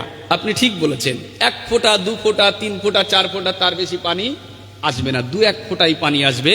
আচ্ছা বলেন তো দেখি, ওই যে 2 ফোঁটা 1 ফোঁটা পানিটা সমুদ্র থেকে আঙুলের মাথায় ফিরে আসলো, এই সামান্যটুকু 2-1 ফোঁটা পানিটার মূল্য সমুদ্রের কাছে কতটা? তাহলে এই সামান্য পানিটার মূল্য সমুদ্রের কাছে কিছুই না। একটা সমুদ্রে যদি লক্ষ লক্ষ পাম্প লাগিয়ে পানি তোলা হয়, সমুদ্রের কোনো ক্ষতি হয় না। আর আঙুলের আপনার 2-1 ফোঁটা পানি, এই পানিটার মূল্য সমুদ্রের কাছে কিছুই না। আল্লাহ নবী কি সুন্দর উদাহরণ দিলেন। মোমেনের জন্য দুনিয়ার দাম দামটা কতটা, আখিরাতের তুলনায় মোমেন দুনিয়াকে কতটা প্রাধান্য দেবে। সুনান ইবনে মাজাহ কিতাবুজ জুহুদের ভিতরে সুস্পষ্টভাবে হাদিসটি লেখা আছে। আল্লাহ নবী দয়া নবী আমার বলেন, মা মাসালু দুনিয়া ফিল আখিরাহ ইল্লা মাসালু মা ইয়াজআলু আহাদুকুম ইসবাহু ফিল ইয়াম্মি ফালইয়ানজুর বিমা ইয়ারজিই। ও ভাইজানেরা আমার, আল্লাহ নবী বলেন, ও আমার উম্মত, তোমাদের কাছে দুনিয়ার কত দাম বোঝার জন্য চলে যাও। আমি রাসূলুল্লাহ জানিয়ে দিলাম, এই দুনিয়ার সঙ্গে আখিরাতের কোনো তুলনা হয় না। এই দুনিয়ার সাথে আখিরাতের কোনো কম্পেয়ার করাই যায় না। তবে কতটা, এতটা কম্পেয়ার করা যায়, দুনিয়ার সাথে আখিরাতের এতটাই তুলনা দেওয়া যায়। ইল্লা মাসালু মা ইয়াজআলু আহাদুকুম ইসবাহু ফিল ইয়াম্মি ফালইয়ানজুর বিমা ইয়ারজিই। যাও যাও, তোমাদের কেউ গিয়ে মহাসমুদ্রের ভিতরে যদি তারা আঙুলটাকে বুড়িয়ে দেয়, মহাসমুদ্রের মাঝে আঙুলটা বুড়িয়ে দিয়ে এবারে আঙুলটাকে বার করো, একবার তাকিয়ে দেখো, ফালইয়ানজুর বিমা ইয়ারজিই, ওই মহাসমুদ্র থেকে তোমার আঙুলের মাথায় কয় ফোঁটা পানি এসেছে। ও ভাইরা আমার, আঙুলের মাথায় 1 ফোঁটা 2 ফোঁটা 3 ফোঁটা পানি আসবে। নবী আমার বলেন, মহাসমুদ্র থেকে উঠে আসা আঙুলের মাথায় যে 2-1 ফোঁটা পানি আসলো, এই পানিটার যেমন সমুদ্রের কাছে কোনো মূল্য নাই, সমুদ্রের কাছে কোনো দাম নাই। আমি রাসূলুল্লাহ জানিয়ে দিলাম, উম্মত, তোমাদের কাছে অনুরূপভাবে আখিরাতের তুলনায় এই দুনিয়ারও কোনো মূল্য নাই। জোরে বলেন। তাহলে দুনিয়ার মূল্য আখিরাতের তুলনায় সমুদ্র থেকে উঠে আসা 2-1 ফোঁটা পানি যেমন, ওই রকম দাম আছে আমাদের কাছে, তবে একেবারে ক্ষুদ্রতম দাম। আচ্ছা, এই ক্ষুদ্র দুনিয়ার জন্যে, এই সামান্য দুনিয়ার জন্যে এই মুসলমান কি করছে আজকে? এই সামান্য দুনিয়ার জন্যে একটা মুসলমান আরেকটা মুসলমানকে মাত্র 500 টাকা কেউ দিয়ে দিল, 500 টাকা দিয়ে দিল, যা এই 500 টাকা নিয়ে ওর ঘরটা ভেঙে দিয়ে। এ মুসলমান 500 টাকা লে, 1000 টাকা লে, তার আর এক মুসলমানের ঘর ভেঙে দিয়ে আসে। কেউ লেলিয়ে দিল, যা 1000-2000 টাকা নিয়ে ওর ঘরটাকে ধরিয়ে দিয়ে। এই মুসলমান 500 টাকা 1000 টাকা নিয়ে ওর ঘর ধরিয়ে দিয়ে আসে। এই দুনিয়ার জন্যে বাপ বেটাতে ঝামেলা, এই দুনিয়ার জন্যে ভাইয়ে ভাইয়ে ঝামেলা, এই দুনিয়ার জন্যে পাড়া প্রতিবেশীর মুখ দেখা দেখি হয় না। আমার ভাইরা, এই সামান্য দুনিয়া কোনো মূল্য নাই, এর কোনো দাম নাই। দুনিয়ার মোহকে ছেড়ে দেন, দুনিয়ার মোহকে পরিত্যাগ করেন। আপনার ভিতরে দুনিয়ার মায়া জন্ম নেবে, এটা স্বাভাবিক, তবে দুনিয়ার মোহ আপনাকে কাটাতে হবে। দুনিয়ার মায়া আপনার ভিতরে জন্মাবে, কেন জন্মাবে না? আল্লাহ দুনিয়ার আকর্ষণ দিয়ে আপনাকে পাঠিয়েছে পৃথিবীতে, দুনিয়ার আকর্ষণ দিয়েই পৃথিবীতে আল্লাহ আপনাকে পাঠিয়েছে। অতএব দুনিয়ার আকর্ষণ আপনার মধ্যে থাকবে, তবে সেই থাকাটাকে কন্ট্রোল করতে পারলেই আপনি পারফেক্ট। সহিহ বুখারী মুসলিমের হাদিস, আল্লাহর নবী বলেন, দুনিয়ার মায়া তোমার ভিতরে জন্ম নেবেই নেবে। কেন জন্ম নেবে না? কেন আপনার ভিতরে দুনিয়ার মায়া আসবে না? হাদিস আপনার বুখারী মুসলিমের হাদিস, মিশকাত শরীফের ভিতরে হাদিসটি পাওয়া যায়। মিশকাত শরীফের ভিতরে হাদিসটি স্পষ্টভাবে লেখা আছে, আল্লাহ পাক এই দুনিয়াটাকে আকর্ষণীয় করে সৃষ্টি করেছে। আল্লাহ নবী আমার দয়া নবী জানিয়ে দেন, আদ-দুনিয়া ও হালওয়াতুন খাদিরা ইন্নাল্লাহা মুস্তাখলিফাকুম ফীহি ফায়ানজুরু কাইফা তা'মালুন ফাত্তাকুদ দুনিয়া ওয়া ইত্তাকুন নিসা। আল্লাহ নবী আমার রাহমাতুল লিল আলামিন ১৫০০ বছর আগে জানিয়েছেন, এ আমার উম্মতিরা, আমার আল্লাহ পাক এই দুনিয়াটাকে, এই পৃথিবীটাকে অত্যন্ত সুন্দর করে লোভনীয় মোহনীয় করে আকর্ষণীয় করে সবুজ সমারোহে ভরপুর করে আল্লাহ পাক এই পৃথিবীটাকে সৃষ্টি করেছে। ও উম্মাত, আল্লাহ পাক এত সুন্দর করে পৃথিবীটাকে সাজিয়ে আকর্ষণীয় করে লোভনীয় মোহনীয় করে সৃষ্টি করে আল্লাহ আপনাকে পৃথিবীতে পাঠিয়েছে। ইন্নাল্লাহা মুস্তাখলিফাকুম ফীহি, আল্লাহ পাক এই সুন্দর তার সাজানো গোছানো আকর্ষণীয় লোভনীয় মোহনীয় পৃথিবীতে আপনাকে পাঠিয়েছে। এমনি এমনি পাঠায় নাই। আল্লাহ নবী বলেন ফায়ানজুরু কাইফা তা'মালুন, আল্লাহ পাক দেখতে চান বান্দা আমি আল্লাহ সুন্দর করে পৃথিবীটাকে সাজিয়ে গুছিয়ে আকর্ষণীয় করে ওই সুন্দর পৃথিবীতে তোমাকে পাঠিয়েছি বান্দা, এমনি পাঠায় নাই। আমি আল্লাহ দেখতে চাই বান্দা আমার ওই সুন্দর পৃথিবীতে গিয়ে তুমি কি আমল করো, ওই পৃথিবীতে গিয়ে তুমি কি কাজ করো, পৃথিবীতে গিয়ে তুমি কি কাজ করে, এটাই আল্লাহ দেখার উদ্দেশ্য। এই পর্যন্ত বলে রাসূলুল্লাহ দুটো জিনিসকে ভয় দেখিয়ে দিলেন। দুটো জিনিসকে এবার ভয় দেখাচ্ছে রাসূলুল্লাহ। আল্লাহ রাসূল বলছে উম্মাত, আল্লাহ সুন্দর পৃথিবীকে সাজিয়ে তোমাকে এই পৃথিবীতে পাঠিয়েছে পরীক্ষা নেওয়ার জন্যে। তাই আমি রাসূলুল্লাহ বলছি দুটো জিনিসকে ভয় করো। ফাত্তাকুদ দুনিয়া ওয়া ইত্তাকুন নিসা, এই পৃথিবী সুন্দর আকর্ষণীয় পৃথিবীতে তোমরা ভয় করো। ওয়া ইত্তাকুন নিসা, আর এই পৃথিবীতে আল্লাহ পাক নারী জাতিকে সৃষ্টি করেছে, নারীদেরকে আল্লাহ এই পৃথিবীতে পাঠিয়েছে, তোমরা নারীদের ছলনা থেকে বাঁচো। আল্লাহ রসুল যে দুটো জিনিসকে ভয় দেখালো, এক দুনিয়া আর দ্বিতীয় নারী। নারী নারী কেন রাসূলুল্লাহ এই দুটো জিনিসকে ভয় দেখালো? গুরুত্ব নেই? গুরুত্ব আছে বলেই রাসূলুল্লাহ ভয় দেখিয়ে যে দুটো জিনিসকে। দুনিয়া দুনিয়া করে আমরা সবাই শেষ হচ্ছি, আর যুবকগুলো খাস করে যুবক সম্প্রদায়েরা নারীদের খপ্পরে পড়ে, নারীদের প্ররোচনায় পড়ে, নারীদের পায়ে ফাঁদে পা দিয়ে যুবকরা ধ্বংস হচ্ছে আজকে, খাস করে যুবকরা। কারণ রাসূলুল্লাহর বাণী নারীকে রাসূলুল্লাহ ভয় করতে বলেছে, তাদের ছলনা থেকে বাঁচতে বলেছে। আপনি গভীরভাবে পৃথিবীর দিকে তাকিয়ে দেখুন, আজকে গোটা পৃথিবীতে একটা যুবককে তার ঈমান, তার আমল, তার আকীদা, তার ধন সম্পদ, তার জীবন, তার সব কিছু ধ্বংস করার জন্যে একটা নারী যথেষ্ট হয়। একটা নারী চাইলে তার ঈমান কেড়ে নিতে পারে, তার আমল, তার ধন সম্পদ, তার জান পর্যন্ত নিয়ে নিতে পারে। হচ্ছে তো এটা পৃথিবীতে। তবে এই না, এই কথা বলে আমরা সবাই মাথা নাড়ছি, হ্যাঁ কথাটা ঠিক, কিন্তু আমার মা বোনেরা তারা তো রাগ করতে পারে যে আমরা কি তাহলে খারাপ যে রাসূলুল্লাহ আমাদেরকে ভয় করতে বলেছে? না, নারী তুমি খারাপ নও, বরং নারী তুমি পৃথিবীর সবচেয়ে সেরা, নারী তুমি পৃথিবীর সবচেয়ে দামি। জোরে বলুন সুবহানাল্লাহ।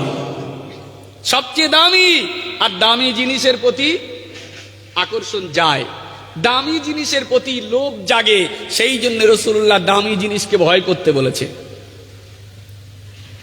তবে হাদিস, রাসূলুল্লাহ হাদিস, মিশকাত শরীফ কিতাবুন নিকার মধ্যে মুত্তাফাকুন আলাইহি, বুখারী মুসলিমের হাদিস, আল্লাহ রসুল বলেন আদ-দুনিয়া কুল্লুহা মাতাউন ওয়া খায়রু মাতাইদ দুনিয়া ইমরাআতুন সালিহা, এই পৃথিবীতে যা কিছু আছে সবই সম্পদ, আর এই পৃথিবীর সব সম্পদের সেরা সম্পদ হচ্ছে সতী সাধী ইমরাআতুন সালিহা, একজন নেককার নারী। জোরে বলুন সুবহানাল্লাহ। তাহলে নারী পৃথিবীর শ্রেষ্ঠ সম্পদ। তবে ওই শ্রেষ্ঠ সম্পদটা কে? সব নারী নয়, বেহায়া নারী নয়, যে নারী রাস্তাঘাটে বেহায়ার মতো ঘোরে ও নয়। রাসূলুল্লাহ বলেছেন ইমরাআতুন সালিহা, একজন নেককার সতী সাধী নারী হচ্ছে পৃথিবীর শ্রেষ্ঠ সম্পদ। তাহলে নারীকে ন্যায়পরায়ণ হতে, আপনার নারীকে দ্বীনদার হতে হবে, আল্লাহওয়ালা হতে হবে, নারীকে পর্দানশীলা হতে হবে, তাহলে এই নারীটা পৃথিবীর সেরা সম্পদ। তাই বিবাহের ক্ষেত্রে রাসূলুল্লাহ চারটা জিনিস দেখতে বলেছে। চারটা জিনিস রাসূল বলেন, দেখো বিবাহ করার ক্ষেত্রে দেখো তার রূপটা দেখো, এটা লক্ষণীয় বিষয়। দেখো ওই মেয়েটার অর্থ দেখো, এটা লক্ষণীয় বিষয়। ওই নারীটার বংশমর্যাদা দেখো, এ তিনটি লক্ষণীয়, এটা দেখো তিনটে। তবে 4 নম্বরে রাসূলুল্লাহ বললেন এবারে তার দ্বীনদারিতাকে দেখো। যদি প্রথমে তার রূপে ফেল হয়, তার অর্থে ফেল হয়, বংশমর্যাদায় ফেল হয়, ওই নারীর যদি দিনদারিতা থাকে, ওই নারীর ভিতরে যদি দিন থাকে, রসুল বলেছে 3টি গুণ তার ভিতরে যদি নাও থাকে, তুমি 4 নম্বর গুণটা যদি পেয়ে যাও, ওই নারীটাকে ছেড়ে দিও না, ওই নারীটাকে বিবাহ করে ঘরে নিয়ে আসো না। যদি তুমি এই কাজটা করো, আমি রাসূলুল্লাহ বলছি, তারিবাত ইয়াদাক, তোমার হাত ধুলায় ধূসরিত হোক, তুমি ধ্বংস হও। কথা বুঝে আসলো না? তাহলে দিনদার নারীকে যে ব্যক্তি পরিত্যাগ করে সে ধ্বংস হবে, শেষ হবে। তাহলে দিনদার নারীর প্রাধান্য দিতে হবে, এটা হাদিস, রাসূলুল্লাহর হাদিস। অতএব দিনদার নারীর হচ্ছে পৃথিবীর সেরা সম্পদ। আর এই নারীর শ্রেষ্ঠত্ব বজায় রাখার জন্য নারী তোমাকে কোরআন হাদিসের গাইডলাইন আল্লাহর রাসূল দিয়েছে। সেই গাইডলাইনের প্রথম গাইডলাইন হচ্ছে নারীর পর্দা। নারীর পর্দা, পর্দা। একটা নারীর জন্য পৃথিবীর শ্রেষ্ঠ ইবাদত নামাজ, মানুষের জন্য শ্রেষ্ঠ ইবাদত নামাজ, শ্রেষ্ঠ জিকির নামাজ, কিন্তু নারীর জন্য নামাজের আগেও পর্দা। নারীর জন্য নামাজের আগেও পর্দা, কারণ পর্দা যদি না করেন ও নারী কখনো শ্রেষ্ঠ হতে পারবে না। গজওয়ায়ে আহজাবের দিনে যেদিনে পর্দার আয়াত নাজিল হয়েছিল, এই পর্দার আয়াত নাজিল হওয়ার একটা প্রেক্ষাপট আছে, পর্দার আয়াত নাজিল হওয়ার প্রেক্ষাপট আছে, শুনে রাখেন। গজওয়ায়ে আহজাব, আমি সংক্ষেপে বলছি, খন্দক যুদ্ধ হচ্ছে ইসলামের ইতিহাসে ৩য় বৃহত্তর যুদ্ধ, ৫ম হিজরিতে হয়েছিল। এই যুদ্ধক্ষেত্রে তীর তলবারির প্রয়োগ বেশি হয়নি, শুধুমাত্র সালমান ফার্সি হুজুরের পরামর্শ নিয়ে রাসূলুল্লাহ মদিনা শরীফের অরক্ষিত জায়গাগুলোতে খাল খুঁড়ে দিয়েছিল, খন্দক খুঁড়েছিল সালমান ফার্সি হুজুরের পরামর্শে। এই খন্দক খুঁড়তে গিয়ে আল্লাহ রসুলের সাহাবারা বিরাট কষ্ট পেয়েছিল, বিরাট কষ্ট হয়েছিল। 3 দিন পর্যন্ত সাহাবাদের খাওয়া হয়নি। এমনকি তাফসীর প্রমাণ দিয়েছে, হাদিস প্রমাণ দিয়েছে, আল্লাহ রসুলের এই 3 দিনে বড় পিঠের ক্ষুধার যন্ত্রণা, আল্লাহ রসুল ক্ষুধার যন্ত্রণা সহ্য না করতে পেরে তার পেটে পাথর বেঁধেছিল। খন্দক যুদ্ধের দিনে পেটে পাথর বেঁধেছিল, সাহাবারা যাতে না বুঝতে পারে যে রাসূলুল্লাহর পেটে ক্ষুধা। এই করুণ সময়ে খন্দকের যুদ্ধে রাসূলুল্লাহর সাহাবারা পিপাসায় কাতর, পেটে তাদের ক্ষুধা। এই পরিস্থিতিতে আমার নবী পাকের বিবিগণ, কারা? মনে রাখবেন, নবীর বিবিরা। প্রেক্ষাপটটা বুঝলে তাহলে গুরুত্বটা বুঝতে পারবেন। আল্লাহ রসুলের বিবিগণ, আমাদের আম্মা জানেরা, আমাদের মাঝিগুলোরা, তারা ঘর থেকে বাইর হয়ে এসে সাহাবাদের কষ্ট দেখে হয়তো সাহাবাদের হাতে একটু পানি তুলে দিয়েছিলেন, পানি খেতে দিয়েছিলেন, আর ওই সাহাবাদের সাথে দুটো সান্ত্বনার কথা বলেছিলেন। সান্ত্বনার কথা, সাহাবাদের কষ্টের সময় একদিকে সাহাবা আর একদিকে নবীর বিবি, পৃথিবীর শ্রেষ্ঠ নারী আর পৃথিবীর শ্রেষ্ঠ পুরুষ। পৃথিবীর সবচেয়ে সচ্চরিত্রবান নারী একদিকে আর সচ্চরিত্রবান পুরুষ একদিকে। এই নারী পুরুষের মাঝে একটু পানির আদান প্রদান, একটু কথাবার্তা। আমার আল্লাহর এটা পছন্দ হয়নি, আমার আল্লাহর এটা ভালো লাগেনি। আমার আল্লাহ সাথে সাথে কোরআন মাজিদের আয়াতকে নাযিল করে দিলেন। সূরা আহজাবের আয়াত, আল্লাহ পাক কোরআন মাজিদের আয়াত নাযিল করলেন। নবী বিবিদের ব্যাপারে আমাদের আম্মা জানকে ডাক দিলেন। আল্লাহ পাক বলেন, ইয়া নিসা النبي لستن كأحد من النساء إن اتقيتن فلا تخضعن بالقول فيطمع الذي في قلبه مرض وقلنا قولا معروفا। আমার আল্লাহ পাকের এই কাজটাও পছন্দ হয়নি, তাই সাথে সাথে আল্লাহ পাক নবী বিবিদেরকে ডাক দেন, হে নবীর বিবিগণেরা, ইয়া নিসা আন-নবী লাস্তুন্না কাআহাদিম মিনান নিসা, না না না না না, তোমরা পৃথিবীর অন্য কোন নারীদের মতো নারী নও, তোমরা পৃথিবীর অন্য কোন নারীদের মতো নারী নও।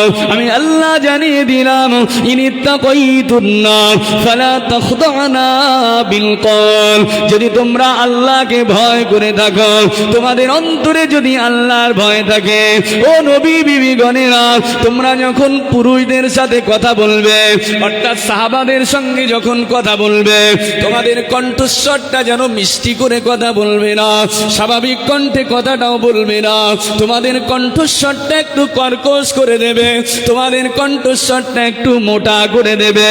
ও নবীর বিবিগণেরা, যদি তোমরা সাহাবাদের সাথে অন্য পুরুষদের সাথে যদি মিষ্টি স্বরে কথা বলো, তাহলে তোমাদের দিকে তাদের অন্তর ঝুঁকে যেতে পারে।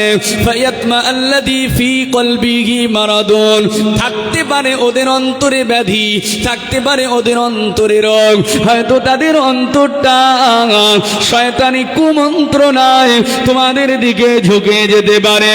তাই আমি আল্লাহ জানিয়ে দিলাম, তোমরা পুরুষদের সাথে অর্থাৎ সাহাবাদের সাথে যখন কথা বলবে তো মিষ্টি কণ্ঠে কথাটাও বলবে না, স্বাভাবিক কণ্ঠে নয়, বরং তোমাদের কণ্ঠস্বরটা একটু কর্কশ করে দেবে। জোরে বলুন। নবী বিবিদের ব্যাপারে এই হুকুম, একদিকে পৃথিবীর শ্রেষ্ঠ নারী, অপরদিকে পৃথিবীর শ্রেষ্ঠ পুরুষ, তাদের ব্যাপারে আল্লাহর এই হুকুম যে নারীরা নবীর বিবিরা তোমরা যখন সাহাবাদের সাথে কথা বলবে মিষ্টি স্বরে নয়, কথা যেন একটু কর্কশ হয়। তাহলে নবীর বিবিদের ব্যাপারে যদি এই হুকুম হয়, আজকে আমরা কি পৃথিবীর ওই সাহাবাদের মতো সচ্চরিত্রবান পুরুষ? আজকে দুনিয়ায় যে নারীগুলো আছে তারা কি আমার নবীর বিবিদের মতো সচ্চরিত্রবান নারী? না, আমার নবীর বিবিদের ব্যাপারে আল্লাহ বলে দিয়েছে ইউতাহহিরাকুম তাতহীরা, আমি আল্লাহ বলছি আমার নবীর বিবিদেরকে আমি পবিত্রতম করে দিয়েছি। জোরে বলুন সুবহানাল্লাহ। আর রাসূল বলেন আসহাবিকান নুজুম, আমার এক একটি সাহাবী আকাশের এক একটা নক্ষত্র, এই নক্ষত্রতম সাহাবা আর পৃথিবীর শ্রেষ্ঠ নারী যারা, যাদেরকে আল্লাহ পবিত্র ঘোষণা করে দিয়েছে, এই নারীদের ব্যাপারে যদি এই হুকুম হয়, তাহলে আমাদের যুগের নারী পুরুষদের হুকুমটা আরো একটু কড়া হয়, স্বাভাবিক তো নাকি? কিন্তু আজকে আমরা কোথায় চলে গেছি? আমাদের নারীগুলো স্বামীর সঙ্গে যাদের সঙ্গে মিষ্টি স্বরে কথা বলা দরকার, তার স্বামী, তার আব্বা, তার ভাই, তার ছেলে পুলে, এদের সাথে ভালো কথা বলবে, কিন্তু না, ও নারী স্বামী বাড়ি গেলে ওর গলার ভয়েস মাইকের থেকে জোরে হয়ে যায়, আর যখন অন্য পুরুষদের সঙ্গে কথা বলে যা স্বর ছিল আরো সুন্দর করে ছোট ছোট করে মিষ্টি করে কথা বলে, কারণ ও রাগ করবে। নারী, ওই বেগুনা পুরুষটা যদি তোমার প্রতি রাগও করে, আমার আল্লাহ তোমার প্রতি সন্তুষ্ট হবে। আর তুমি যদি তার সঙ্গে মিষ্টি স্বরে কথা বলে তার অন্তরটা গলিয়ে দাও, আমার আল্লাহর লানত তোমার উপরে হবে। আল্লাহ পাকের পরে জানিয়ে দেন, ওয়াকরনা ফি বুয়ুতিকুন্না ওয়ালা তাবাররাজনা তাবাররুজাল জাহিলিয়াতিল উলা ওয়া আকিমনাস সালাতা ওয়া আতি'নাজ যাকাত। এই জায়গাতে আল্লাহ পাক নারীদের জন্য নামাজের আগেও আল্লাহ পর্দার ঘোষণা দিয়ে দিয়েছে। আল্লাহ পাক জানিয়ে দেন, হে নারী জাতিরা, আমি আল্লাহ জানিয়ে দিলাম, ওয়াকরনা ফি বুয়ুতিকুন্না, তোমাদের জায়গাটা, তোমাদের অবস্থান হবে তোমাদের ঘরের ভিতরে, তোমরা তোমাদের ঘরের ভিতরে থাকবে। না না না, তোমরা জাহেলি যুগের নারীদের মতো, জাহেলি যুগের নারীদের মতো বেহায়ার মতো রাস্তাঘাটে ঘোরাফেরা করো না। ও মুসলমানেরা আমার, আল্লাহ পাক রব্বুল আলামিন স্পষ্টভাবে জানান, তোমাদের জায়গা ঘরের ভিতরে। যদি তোমাদেরকে বাইরে যেতেই হয় কাজের জন্য, স্কুলে যেতে হয়, কলেজে যেতে হয়, ইউনিভার্সিটিতে যেতে হয়, চাকরি বাকরি করো, ব্যবসা বাণিজ্য করো, ও নারী জাতি কিছুতে তোমার বাধা নাই। স্কুলে যেতে বাধা নাই, কলেজে যেতে বাধা নাই, ইউনিভার্সিটিতে যেতে বাধা নাই, তোমার চাকরি বাকরিতে বাধা নয়, ব্যবসা বাণিজ্যে ইসলাম বাধা দেয়নি, সব কিছু করতে পারো। তবে নারী জাতি বাইরে যদি যেতেই হয় তোমাকে শালীনতাপূর্ণ ইসলামিক পোশাকটা পরেই তবে তুমি বাইরে যাও। না না না, বেহায়ার মতো ঘোরাফেরা করো না। এরপরে আল্লাহ পাক নারীকে পর্দার আইনটা দেওয়ার পরে এবারে আল্লাহ বলেন, নারী তোমার পর্দাটাকে ঠিক করে নিয়ে তারপরে ওয়া আকিমনাস সালাতা ওয়া আতি'নাজ যাকাত, এরপরে নারী তুমি নামাজ আদা করো, যাকাত প্রদান করো। তাহলে নারীর জন্য আগে পর্দা, তারপরে নামাজ, তারপরে তার জন্য যাকাত। পৃথিবীর সবচেয়ে সেরা ইবাদত নামাজ, সেটাও নারীদের জন্য আল্লাহ ইহাতে পর্দার পরে আলোচনা করলেন। প্রিয় ভাইরা, অতএব নারীদের জন্য পর্দা আগে। আমার মায়েরা, আমার বোনেরা, পা দুটো ধরে বলে যায়, এই দুনিয়ায় বেশি দিন থাকতে পারবেন না, দুনিয়া ছেড়ে আপনার চলে যেতেই হবে। আপনার রূপ বেশি দিন থাকবে না, আপনার যৌবন বেশি দিন থাকবে না, আপনাকে যেতে হবে। এই রূপের বড়াই দেখাতে গিয়ে, রূপটা দেখাতে গিয়ে যেন দুনিয়া আখিরাত ভুলে যেও না, আখিরাত ভুলে যেও না, আল্লাহ ভোলা হয়ে যেও না। আল্লাহর দিকে এসো, পর্দাটা করো, আমার আল্লাহ সন্তুষ্ট হবে। শেষবারে একটা হাদিস বলে চলে যাব। আমার ভাইরা, আমরা দুনিয়া দুনিয়া করে আজকে চিৎকার করছি, এই দুনিয়া দুনিয়া না, এই দুনিয়া বেশি দিনের জন্যে নয়। আমার আলোচ্য বিষয় ছিল আখিরাতের কথা, তাই তো? তাহলে জি, একবার দরুদ শরীফ, আল্লাহুম্মা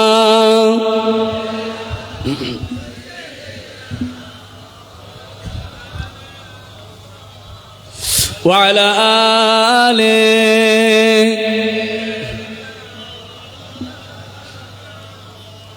আমার ভাইরা, তো এই দুনিয়া ছেড়ে আমাদের চলে যেতে হবে। আমাদের বাপ দাদারা গিয়েছে, আমাদের পূর্বপুরুষরা গিয়েছে, আমরাও চলে যাব। তাদের জন্য আমরা আজকে মাগফিরাতের জন্য এই মাহফিল করেছি, কিন্তু আমাদেরকেও তো এই দুনিয়ায় আমাদের আখিরাতের কাজটা করে যেতে হবে। দুনিয়া দুনিয়া করলে কিছুই পাবেন না। আপনি আখিরাতমুখী হয়ে যান, এই পৃথিবীর সব আল্লাহ আপনার পিছনে দিয়ে দেবে। সুনান তিরমিজিতে স্পষ্টভাবে রাসূলুল্লাহ বলে দিয়েছে, মান কানাতিদ দুনিয়া ও হাম্মাহু ফাররাকাল্লাহু আমরাহু ওয়া জাআলা ফাকরাহু বাইনা আইনাইহি ওয়া লাম ইয়াতিহি মিনাদ দুনিয়া ইল্লা মা কুতিবা লাহু ওয়া মান কানাতিল আখিরাতু নিয়্যাতুহু জামাআল্লাহু আমরাহু ওয়া জাআলা গিনাহু ফি কলবিহি ওয়া আতাতিদ দুনিয়া ওয়া হিয়া রাগিমাতুন। আল্লাহ রাসূল বলেন, উম্মাত, যে ব্যক্তি শুধু দুনিয়া দুনিয়া করবে, আখিরাতের উদ্দেশ্য তার নেই, শুধু দুনিয়া শুধু দুনিয়া, রাসূলুল্লাহ বলেন আমার আল্লাহ পাক তার সমস্ত কাজের ভিতরে ব্যস্ততা দিয়ে দেবে। যা করতে যাবে তার মনে একটা ব্যস্ততা থাকবে, ব্যস্ততা কাজ করবে, সে অন্তরে শান্তি পাবে না।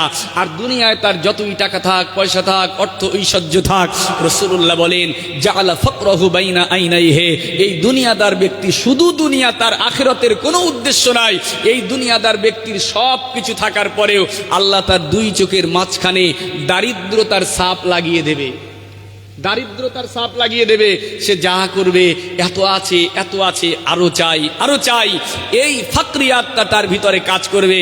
আর রাসূলুল্লাহ বলেন না, ওই ব্যক্তি যতই ছোটাছুটি করুক কিছুই পাবে না।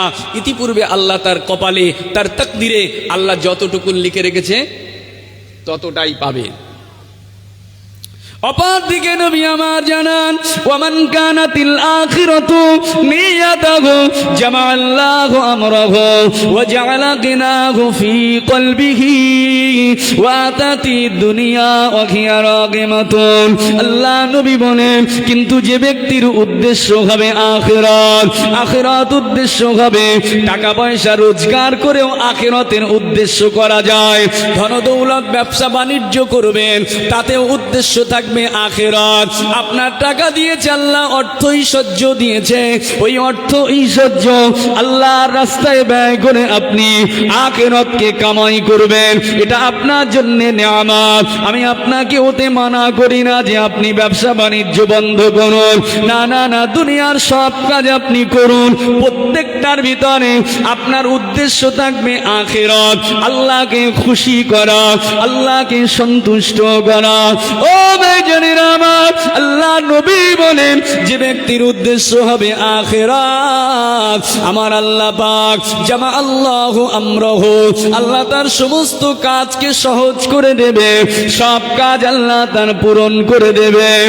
আর ওই ব্যক্তির অন্তরটাকে ওয়া জাআলা গিনাহু ফি কলবিহি, আর ওই আখিরাতকামী ব্যক্তি, তার টাকা আছে, অর্থশালী ব্যক্তি হোক আর দরিদ্র ব্যক্তি হোক, যেই হোক না কেন, উদ্দেশ্য যদি তার আখিরাত হয়, আমার আল্লাহ পাক ওই ব্যক্তির অন্তরটাকে, তার হৃদয়টাকে আল্লাহ পাক ধনী আর গনি বানিয়ে দেবে। আল্লাহ তার অন্তরকে ঐশ্বর্যমণ্ডিত করে দেবে। ও আতাতিদ দুনিয়া ওয়া হিয়া রাগিমাতুন, আর ওই ব্যক্তিটা আখিরাতমুখী চলে, আখিরাতের উদ্দেশ্য চলে। আর আমার আল্লাহ পাক ওই ব্যক্তির পিছনে পিছনে পিছনে গোটা পৃথিবীর গোটা দুনিয়ার যা কিছু আছে সব কিছুই আল্লাহ আখিরাতকামী ব্যক্তির পিছনে পিছনে লেলিয়ে দেবে।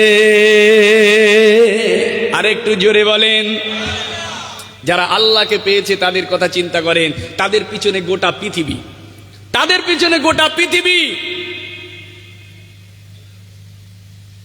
খাজা মাইনুদ্দিন চিশতির দিকে তাকিয়ে দেখেন, বড় পীর আব্দুল কাদের জিলানীর দিকে তাকিয়ে দেখেন, ফুরফুরার মুজাদ্দিদে জামান আবু বকর সিদ্দিক হুজুরের দিকে তাকিয়ে দেখেন, পৃথিবী তাদের পিছনে আছে। জোরে বলুন সুবহানাল্লাহ। আখিরাতকামী হয়ে যান। এ দুনিয়া বেশি দিনের জন্য নয়। এই দুনিয়ার সময় আপনার জন্য কতটা? আপনাকে আল্লাহ 40 বছর, 50 বছর, 60 বছর, 70 বছর হায়াত দিয়েছে। এই দুনিয়াটাকে আপনি কেমন মনে করবেন? সারা জীবন দুনিয়া, মানে এই দুনিয়ায় কি আমাদের চিরস্থায়ী থাকতে পারবো আমরা? না, আমরা তো মনে করি আমরা চিরকালের জন্য এই দুনিয়া, সেই জন্য তো দুনিয়া দুনিয়া করে পাগল হয়েছি। না, এই দুনিয়ায় আপনার সময় কতটা, এই দুনিয়ায় আপনি কতটা সময় ব্যয় করতে পারবেন, আল্লাহ রসুল তা বলে গিয়েছে, রসুল্লাহ সেটা জানিয়ে গিয়েছে।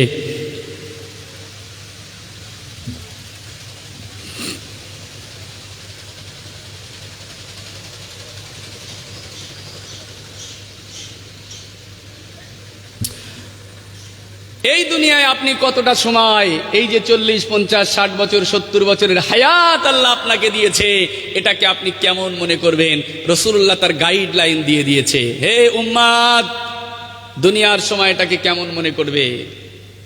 আল্লাহ রসুল তার সাহাবী জলিলুল কদর একজন সাহাবী হযরতে আব্দুল্লাহ ইবনে উমর রাদিয়াল্লাহু তাআলা আনহু, হযরত আব্দুল্লাহ বিন উমর হুজুরকে ডেকে একদিন আল্লাহ রসুল তার হাতটাকে ধরলেন।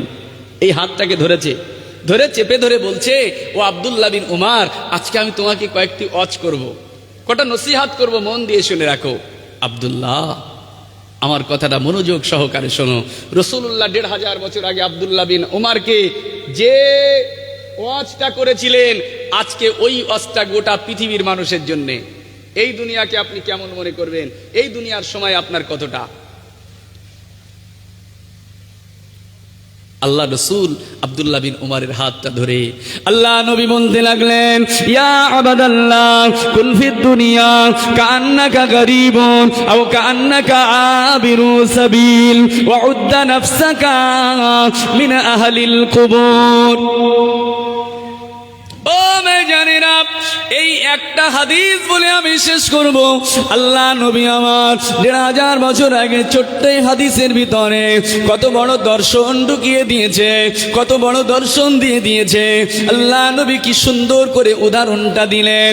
আল্লাহ নবী আব্দুল্লাহ বিন উমরকে ডেকে গোটা বিশ্বের উম্মাতের জন্য হুকুম করলেন, ও আব্দুল্লাহ শোনো শোনো, আল্লাহ পাক তোমাকে এই পৃথিবীতে পাঠিয়েছে, যে স্বল্প সময়ের হায়াতটা দিয়ে পাঠিয়েছে, 40, 50, 60, 70 বছরের হায়াত। এই সময়টা তুমি দুনিয়ায় কেমন ভাবে কাটাবে?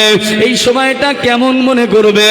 আল্লাহ নবী বললেন, আবদুল্লাহ কুন ফিদ দুনিয়া কান্নাকা গরীবুন, এই দুনিয়ায় তুমি বাস করো, এই দুনিয়ায় তুমি বসবাস করো, যেন তুমি এই দুনিয়াতে, এই পৃথিবীতে একজন প্রবাসী। কি প্রবাসী? সবাই তো বুঝতে পারবে না এই ভাষাটা। প্রবাসী বলা হয় যিনি নিজের দেশ ছেড়ে অন্য দেশে থাকে। ভারত থেকে কুয়েতে কাজ করে, কাতারে কাজ করে, জাপান, জার্মান, ইরাকে কাজ করে। কিছু বলছেন? শেষ করে দিই,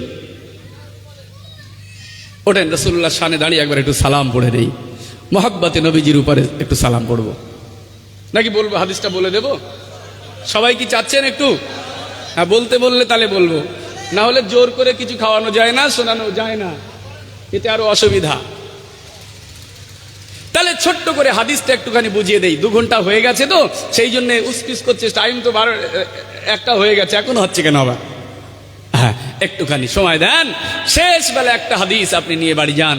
আল্লাহ রসুল সাহাবীকে বললেন, সাহাবী, তুমি এই দুনিয়ায় মনে করো তুমি যেন পৃথিবীতে একজন প্রবাসী, বিদেশি, নিজের দেশ ছেড়ে যেন তুমি অন্য দেশে অবস্থান করছো। তাহলে আসল বাড়ি কিন্তু আমার দুনিয়া নয়, এটা রাসূল বোঝাচ্ছে। এই দুনিয়াটা আসল বাড়ি নয়। কেমন? যেমন প্রবাসে থাকে একজন ব্যক্তি তার মতো, যিনি প্রবাসে গিয়ে থাকে তার বাড়ি ওখানে নয়, বাড়ি তার নিজের দেশে। এই গ্রামের ছেলে একজন বলছিলেন কোথায় থাকে বলছিলেন? কোথায় ভাই? ভাই তোমার ভাই কোথায় থাকে? কোথায় থাকে ভাই আপনার? ভাই দুবাইতে থাকে। দুবাই পৃথিবীর একটা বিরাট উন্নততম জায়গা, দুবাইতে কাজ করে। তাহলে ওই ছেলেটা, ওই ভাইয়ের ভাই কমিটির ভিতরেই, তিনি এই আপনার গ্রাম ছেড়ে, পশ্চিম বাংলা ভারত ছেড়ে সে দুবাইতে গিয়ে অবস্থান করছে। এই ব্যক্তি হচ্ছে প্রবাসী। তাহলে ওর আসল বাড়ি কিন্তু দুবাই নয়, আসল বাড়ি আপনার এই গ্রামেই। থাকবে না ওখানে। কতদিন থাকতে পারে ওখানে বিদেশে গিয়ে? 2 বছর, 4 বছর, 5 বছর থাকবে। তার ভিসা শেষ হবে, ভিসার মেয়াদের আগেই তাকে দুবাই ছেড়ে বাড়ি চলে আসতে হবে, তাই তো? ভিসার মধ্যে তাকে ঘরে ফিরতে হবে, এটা মাথায় রাখেন। সর্বঊর্ধ্ব হয়তো এখন 5টা বছর ভারত সরকার, আপনার দুবাই সরকার তাকে ভিসা দিতে পারে। তাহলে সর্বঊর্ধ্ব 5 বছর সে থাকতে পারবে, তার মধ্যেই তাকে ঘরে চলে আসতে হবে। এবারে বলেন, ওই ছেলেটা বিদেশে গিয়ে যে আছে দুবাইতে, আচ্ছা ও কি জন্য আছে দুবাই গিয়ে? খামাখায় গিয়ে পড়ে আছে? হয় সে ব্যবসা বাণিজ্য করছে, কাজকর্ম করছে, অর্থ রোজগার করছে, দুনিয়ার অর্থ কামাই করছে, টাকা পয়সা কামাই করছে, বাড়িতে সুন্দর ঘর করবে, বাড়িতে এসে সুন্দর ব্যবসা করবে, বিবি বাচ্চার মুখে আহার তুলে দেবে, এটাই তার উদ্দেশ্য। মূল উদ্দেশ্য তার অর্থ রোজগার, দুনিয়ার সৌন্দর্য, তার নিজের বাড়ির জন্যে, দুবাইয়ের জন্য নয়, তার এখানে সৌন্দর্যের জন্য সে ফিরে চলে আসবে একদিন। তাহলে এই পর্যন্ত রাখুন। রাসূল বললেন, তুমি নিজেকে মনে করো তুমি একজন প্রবাসী। এরপরে নবীজি বললেন, আও কান্নাকা আবিরু সাবিল, অথবা তুমি নিজেকে মনে করো যেন তুমি একজন পথচারী মুসাফির, যেন তুমি একজন পথচারী মুসাফির। এবারে এখান থেকে দুটো মাসলা শেখাবো আর জলসাও শেষ হবে। দুটো মশলা সাথে সাথে হাদিসটা বোঝাবো। আচ্ছা, প্রবাসীটাকে বুঝলেন, এবার মুসাফির কাকে বলা হয়? মুসাফির কাকে বলে? মুসাফির তাকেই বলা হয় যে নিজের এরিয়া ছেড়ে, আপনার এই পানিহাড়া গ্রাম ছেড়ে যে ব্যক্তি 48 মাইল দূরে চলে যায়। মাসলাটা মনে রাখেন, কতটা?